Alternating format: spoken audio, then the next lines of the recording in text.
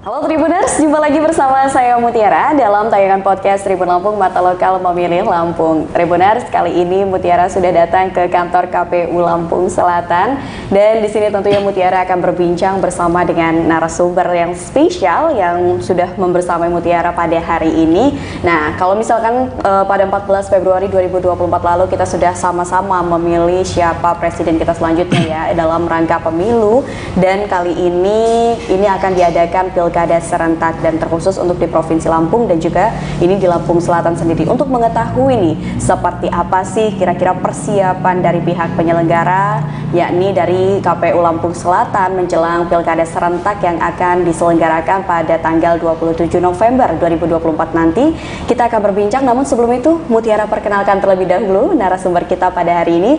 Ada Pak Irsan Didi selaku Kadis Sosdiklik Parmas dan SDM KPU Lampung Selatan. Halo Pak Irsan. Oke, selamat siang Mbak. Iya, bagaimana kabarnya Pak Irsan hari ini? Baik, alhamdulillah. Alhamdulillah. Tapi, nah, aku boleh yang nyapa dulu ya? Boleh Pak, silakan. Oke, assalamualaikum warahmatullahi wabarakatuh. Om Swastiastu, nama budaya, salam kebajikan. Tabi pun. Ya pun. Jadi menyapa masyarakat Lampung tentunya nih ya, terkhusus di Lampung Selatan. Nah, ini Pak Irsan mungkin perjumpaan pertama kita ya Pak, dan kita langsung berbincang mengenai persiapan pilkada khusus untuk di Kabupaten Lampung Selatan. Karena kan kalau kita melihat data DPT untuk di Provinsi Lampung ini, ternyata Kabupaten Lampung Selatan itu menjadi salah satu kabupaten yang paling banyak DPT-nya ya, bisa dikatakan 3 besarnya seperti itu. Tapi sejauh ini Pak Irsan bisa diceritakan terkait persiapan menjelang pilkada yang akan dilaksanakan pada November nanti seperti apa untuk di Lampung Selatan? Baik ya, kita langsung saja. Jadi kemarin kita sudah memulai tahapan launching. Kemarin kan kita di bulan Maret itu nasional kan, pilkada serentak di Prambanan. Nah, udah itu mulai kita bergerak nih, mulai. Padahal istilahnya tuh kemarin juga belum beres kita ya, masih beririsan juga ya. Iya, betul sekali. Iya, beririsan. Nah, kalau kita lihat di Lampung Selatan kita udah mulai gerak, Mbak Mut ya. Saya panggil Mbak Mut ya. Iya, betul Pak, Mbak Mut ya. Iya. Jadi kemarin kita sudah mensosialisasikan nih terkait pemilih perseorangan tuh. Pemilih perseorangan kan harus nih cepat disosialisasiin. Sebabnya kan mereka harus mengumpulkan berkas-berkas atau data-data persyaratan nih yang mereka akan ajukan nanti di tanggal berapa ya? Kemarin itu udah kita sosialisasikan, mereka harus mengajukan persyaratan itu di tanggal 8 sampai dengan 12 Mei. Ya, untuk KTP tuh. Dua minggu dari sekarang ya? Iya.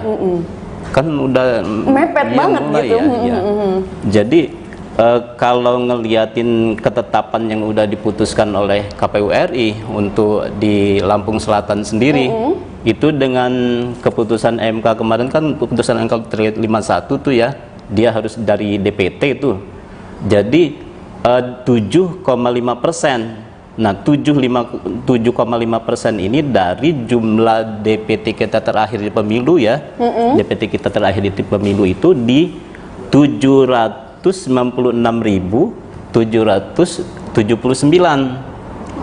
Nah, jadi ketemunya itu jumlah persyaratan itu 59.758. Itu yang harus dikumpulkan KTP itu. Oke, jadi kalau misalkan ini ada calon independen ya, yang akan maju untuk menjadi calon kepala daerah khususnya untuk di Kabupaten Lampung Selatan Tribuners, ini berarti harus memenuhi jumlah suara yang tadi sudah disebutkan ya, harus memenuhi KTP dulu nih. Berarti mau nggak mau emang harus dipersiapkan bagi calon-calon independen yang akan maju di pilkada Kabupaten Lampung Selatan.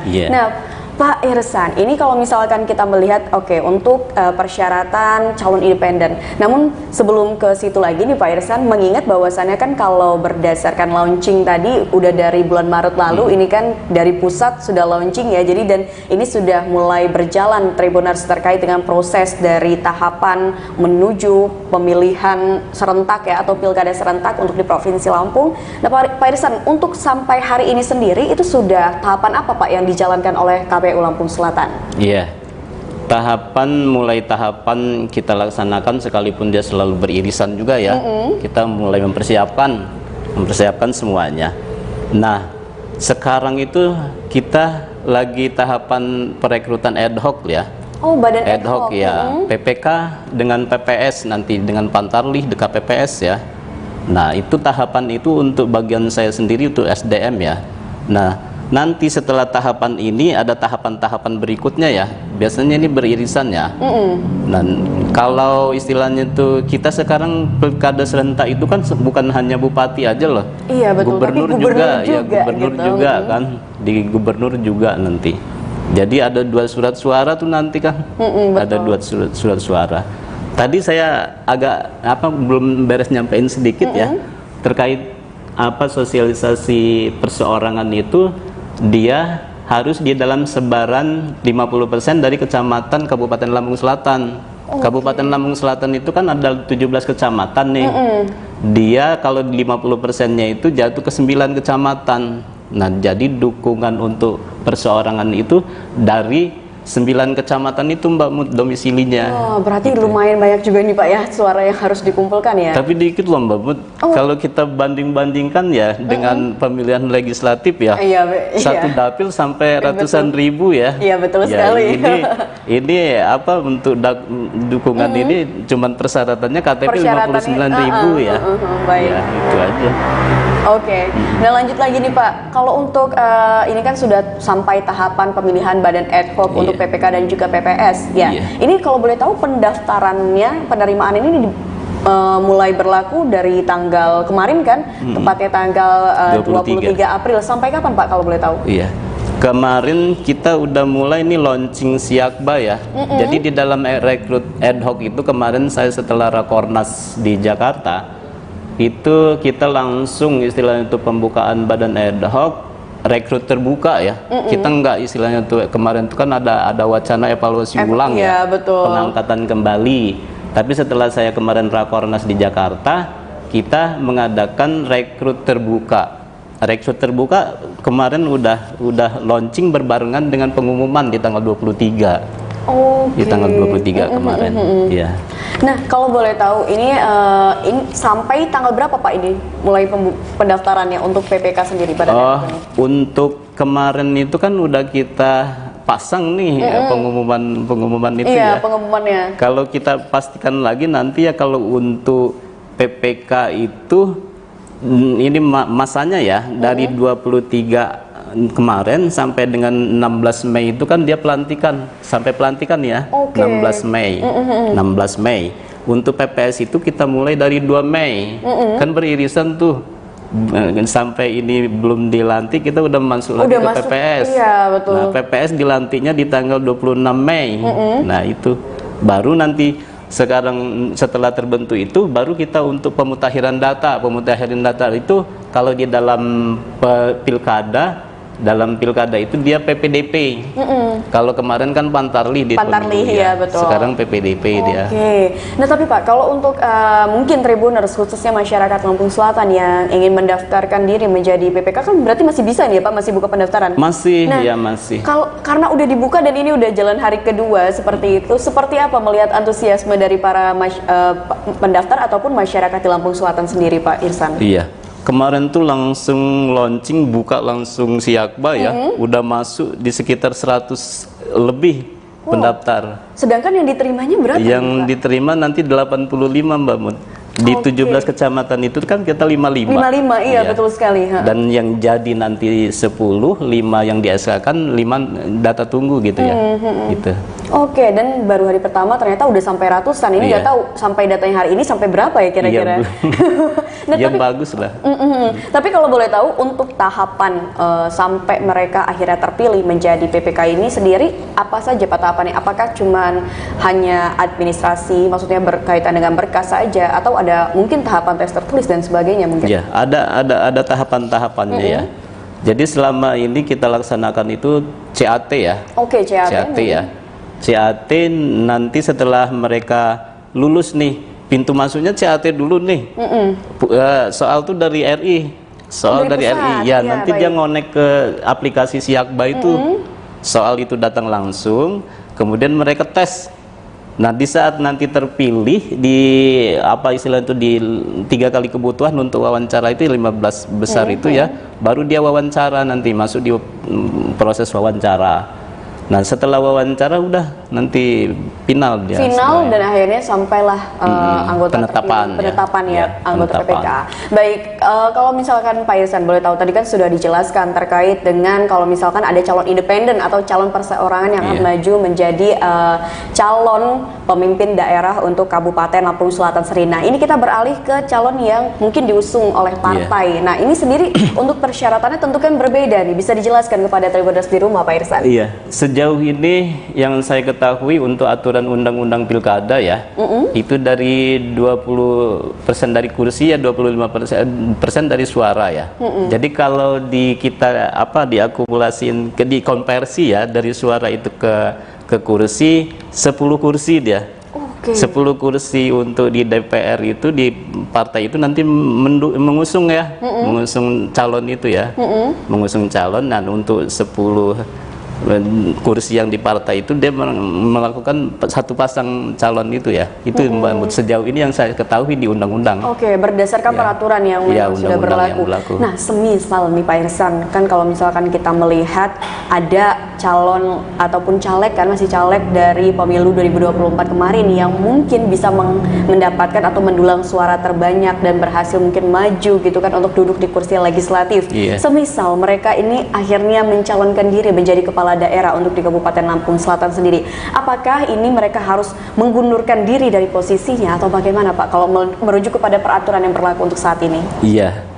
Oke, kemarin kan di NBR juga kita udah sosialisasikan itu Mbak Mut. Baik. Jadi udah kita sosialisasikan terkait istilah pejabat atau caleg ya, bahkan di komisioner sendiri ya di KPU sendiri ya. Ya ada aturan dia harus mengundurkan diri setelah sebelum pembentukan ad hoc. Nah, kemudian itu mungkin udah diatur matang ya aturan-aturan itu dari pusat ya. Istilahnya untuk istilahnya itu bagusnya supaya untuk meningkatkan netralitas itu ya. Dan nanti seorang pejabat harus memundurkan diri dari calon-calon legislatif yang terpilih juga dia memundurkan diri ya di saat sebelum pendaftaran itu Mbak Mut. Itu yang ya mungkin nanti istilahnya itu aturan-aturan atau juknis yang akan keluar untuk teknis sendiri ini bisa menyusul itu nanti ya. Oke, jadi sebenarnya kalau untuk saat ini sendiri merujuk kepada peraturan yang sudah berlaku sejauh ini ya mau nggak mau kalau misalkan ingin maju menjadi calon pemimpin daerah ataupun kepala daerah untuk Kabupaten Lampung Selatan khusus mau tidak mau harus mundur seperti itu dari posisinya ya untuk menjaga netralitas tadi seperti itu ya Pak. Cuman kita nanti lihat lagi nih seperti apa, akan ada persyaratan yang baru mungkin keluar nanti kan. Tapi kalau boleh tahu untuk launching ataupun pendaftaran para calon kepala daerah sendiri itu kapan Pak dibukanya? Ada ya di timelinenya nanti kita pastikan lagi ya. Di persyaratan itu di sekitar bulan Agustus ya, di sekitar bulan Agustus itu kalau 27 Agustus ke 20 sampai dengan 21 September ya.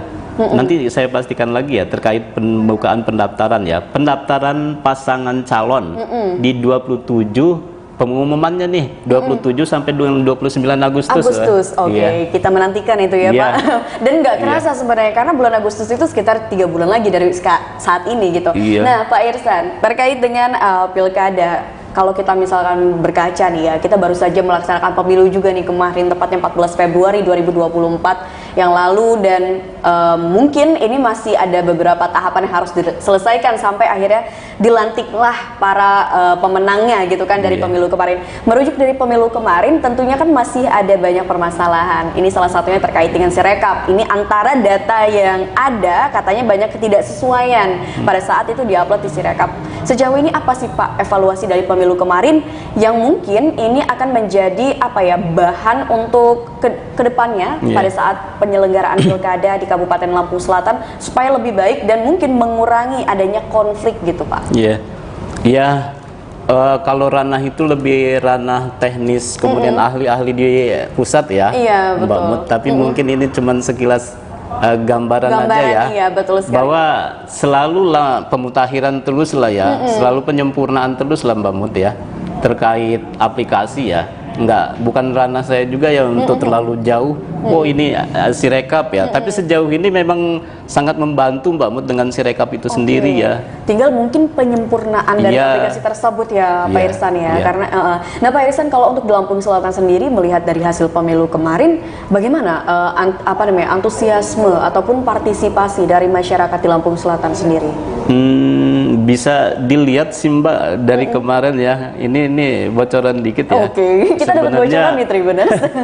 Jadi sebenarnya kalau belum ditetapkan presiden ya, itu tingkat partisipasi kan belum disahkan nih. Iya sih betul. Tapi berapa sih yang aslinya ya? Sebabnya kita nggak tahu kan kemarin apa mau terjadi pemilihan ulang apa belum kan? Betul. Nah iya, jadi kalau untuk gambaran alhamdulillah mencapai target itu 80% itu kan ya. Kalau sedangkan target istilahnya itu RI sendiri kan 75 nih ya, 75%. Ya itu aja. Tapi keisilan itu secara resmi ya itu ya. Baik, tapi kalau untuk di Lampung Selatan sendiri ini, kalau berkaca pada pilkada yang baru saja dilakukan pada tahun 2020, ya betul ya Pak? Ini pilkada keberapa kalau boleh tahu Pak? Kalau untuk di Lampung Selatan sendiri? Udah beberapa kali pilkada ya. Kalau berkaca dari pilkada-pilkada sebelumnya yang sudah dilaksanakan di Lampung Selatan nih Pak, ada nggak sih Pak mungkin konflik-konflik tertentu yang mungkin rawan muncul gitu pada saat pilkada ini dilaksanakan kalau di Kabupaten Lampung Selatan? Iya betul Mbak Mut. Kalau kita kemarin pemilu sih enak ya, calon tuh ada jauh gitu ya. Iya, nggak berdekatan langsung sama masyarakat ya. Gitu. Jadi konstelasi politik itu nggak ini ya, agak tenang-tenang saja. Tapi kalau berkaca dari sebelumnya yang udah ya, alhamdulillah pilkada Lampung Selatan itu kondusif, aman loh. Aman alhamdulillah istilahnya itu. Dan harapan saya juga besok-besok ya seperti yang kemarin ya aman istilah. Ya jadi disitulah KPU istilahnya tuh sangat matang sekali gitu dalam melihatin aturan ya. Aturan itu supaya dia meningkatkan trust di masyarakat ya. Kemudian setelah meningkatkan trust di masyarakat, kita juga menjaga etika publik gitu kan. Nah disitulah kondusif itu kan. Nah langkah-langkah itu sudah kita laksanakan gitu Mbak Mut. Nah kalau untuk di pihak penyelenggara dari KPU Lampung Selatan sendiri, ini untuk menjaga netralitas mungkin menjelang pilkada ini seperti apa Pak yang sudah dilakukan mungkin? Iya, kemarin kan kita udah sosialisasikan, bahkan kita udah sampaikan dengan Komisi 1 juga DPR ya, bahwa begini loh, dari aturan yang ada kita sudah bersurat ya ke Kemendagri, kemudian untuk masalah dukungan dari istilahnya itu ad hoc, dia dari PNS ya, masih boleh aturan itu kan. Nah kemudian netralitas itu tadi, kita kan memilih badan ad hoc terbuka, ini baru ya, baru. Nah itu diantaranya Mbak Mut. Oke, salah satu contohnya ya yang sudah diambil atau langkahnya yang sudah diambil oleh KPU dari Kabupaten Lampung Selatan sendiri. Nah mungkin ini terakhir Pak Irsan, untuk menutup perjumpaan kita, bisa memberikan motivasi mungkin ataupun inspirasi kepada masyarakat Kabupaten Lampung Selatan terkhusus, dan juga mengajak masyarakat tentunya untuk berpartisipasi aktif menjelang Pilkada 2024, karena kan nanti kita akan memilih nih siapa kedepannya yang akan memimpin Provinsi Lampung dan juga terkhusus Kabupaten Lampung Selatan, seperti itu Pak Irsan. Baik. Sekali lagi saya ucapkan terima kasih yang seluas-luasnya kepada masyarakat Kabupaten Lampung Selatan ya Mbak Mut ya. Jadi harapan kita nanti di 27 November itu menjadi tolak ukur ya, bahwa partisipasi kita meningkat gitu ya. Berarti istilahnya itu legitimate, jadi seorang pemimpin itu bagus gitu.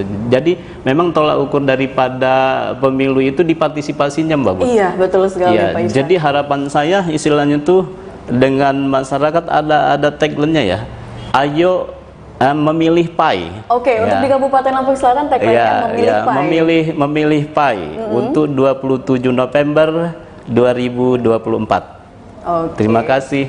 Baik. Nah, tadi Tribuners sudah mendapatkan tentunya ajakan khususnya untuk masyarakat Lampung Selatan. Jangan lupa untuk berpartisipasi aktif pada saat Pilkada 2024 diselenggarakan, tepatnya pada tanggal 27 November nanti. Dan kita nantikan ini partisipasi seperti apa ya Pak. Dan bagi para calon kepala daerah mungkin yang akan maju di Pilkada 2024, ya kita doakanlah semoga ini nanti calon-calon ini adalah calon-calon yang amanah ke depannya, karena kan akan memimpin suatu kabupaten ataupun provinsi Lampung itu sendiri. Baik Pak Irsan, terima kasih banyak atas waktunya, dan juga semoga kita bisa berjumpa lagi nih Pak di lain waktu dalam kesempatan dan tentunya dalam topik yang berbeda pula ya Pak Irsan. Baik Tribuners, mungkin itu saja perjumpaan kita dalam tayangan Mata Lokal Memilih Lampung bersama dengan Mutiara dan juga Pak Irsan Gidi dari KPU Kabupaten Lampung Selatan. Dan nantikan tayangan podcast terupdate lainnya terkait dengan Pilkada di Lampung, khususnya Pilkada Serentak 2024 yang akan diselenggarakan pada 27 November nanti. Saya Mutiara pamit undur diri dan sampai jumpa. Halo Tribuners.